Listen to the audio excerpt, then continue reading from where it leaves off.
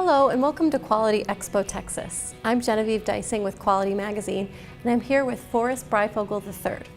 Forrest Breyfogle is the President and CEO of Smartest Solutions.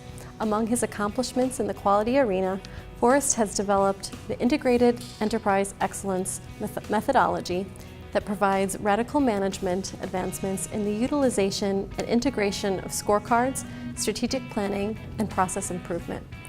Forrest, what are the most common destructive behaviors you see occurring in the organizations that employ traditional AQL reporting assessments, and what are the unforeseen high risks?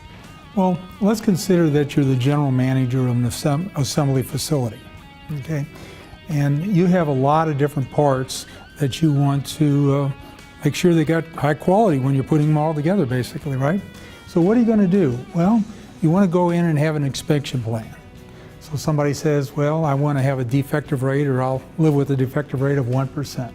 So somebody goes through the calculations of how many I should test. And so you look at the consumer's risk, or the customer's risk, basically you that are buying the parts, and also the supplier risk. When you put all those together, you're not going to like the answer. It's going to be big. You're going to have a very large sample size just to go in and check out for that one line. Well, an alternative to that is doing AQL, acceptable quality level. Now what happens with AQL is you're actually going in and protecting the supplier, not the customer, not us. We're buying the parts. And so if there's some unknown because of small sample size, we're taking the risk basically. Now let's put us in the real world. Oh, we're getting tight on production here. We need these parts. Guess what? It fails. So what are we going to do? We're going to retest the parts. Oh, it passes this time. Great. Let's go in and put them in the machines. However, we're not really considering all the risks that can happen with that, because with this small reduced sample sizing, that failure rate of that particular lie that failed might be 10 times or even higher than what we consider to be acceptable. And now we test it again by just luck of the draw, it passes. So it's really a gambling game on how well we're actually doing. Now when you start considering, that's just one part. Now you got lots of parts in this facility. The risk can really get to be high. And so we're just really think we're actually doing a lot better than we are actually doing relative to fulfilling the needs of putting everything together and making sure that they work and meet our customer needs. Thank you.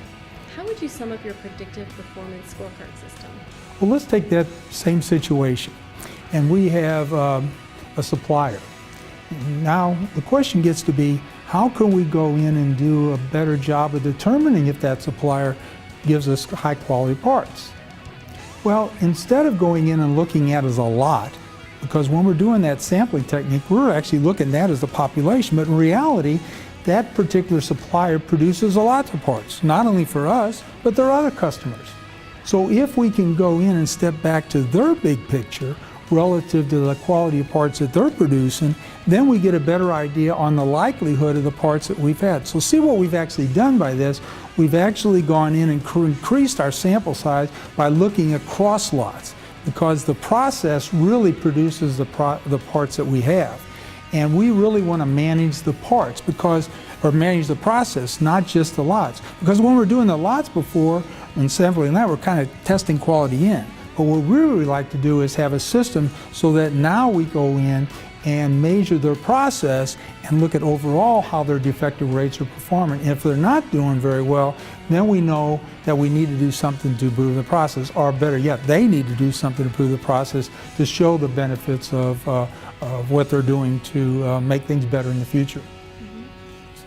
Can you give us an example of how a company can replace deceptive process capability in DICES reporting with a more straightforward approach? Okay, the situation we've just been talking about is dealing with attribute situation. That is, something passes or fails. But you might have a situation where you got a continuous response. So you measure the dimension on a part and it measures as 2.3 or 2.301. So we could have samples that we get a measurement of how the distribution of the parts are performing. Now what we want to do is compare that to the specifications. Okay, when we do that, divide one by the other, we get these process capability indices. Okay, and if you're a Six Sigma zealot, I'm sure that you're quite familiar with those kind of metrics. Now, and that's how we describe how a process is doing. But what does it mean really to have a CP value of 1.2 and a CPK value of 0.9? It's really hard to get your arms around. If we ask a question, does the line operator really understand what that means? And does the CEO understand what that means? And the answer is typically not. And to make matters worse is if we've got several suppliers that are trying to produce products for us, and we want to compare them, we might look at the process capability indices. Well, the problem is it's also a function of how you're actually sampling to create these metrics. So if somebody's doing an X bar and R chart to create the metrics or the process capability indices, they can get quite a different number as opposed to somebody doing an individual's chart. That is from the same process. So it's a function basically of how somebody's drawn from the samples. So we might say, well, this CPK value is a lot better for one supplier than another, but that doesn't really mean that that one supplier is actually doing a lot better than the other. So an alternative to that approach is what I call this 30,000 foot level reporting. So in this particular form of reporting, we're actually going in and being a lot more meticulous how we actually subgroup over time. We want to have the typical variability occur between subgroups, and we're doing this individuals chart. So it's very rigorous on how we're going in and looking at the data and how we're putting together these charts. So we're not going to have differences between people. But in addition, if we've got specifications, what we're going to be able to do is compare the distribution that we have for the data that's been stable, and that could have been 3 weeks, 3 months, or 3 years. We'll take all that data in that period of time, and then we'll compare it to specification. In the bottom line, we end up percent nonconformance. So we come back and say our process is predictable, and now we have a 2% nonconformance. Now, if we don't like that answer, what are we going to have to do? We have to do a process improvement project to actually improve that. Now, that could be with us, or that could be with our supplier. All right, well, thank you very much, and thank you for taking the time to speak with us today. You're welcome.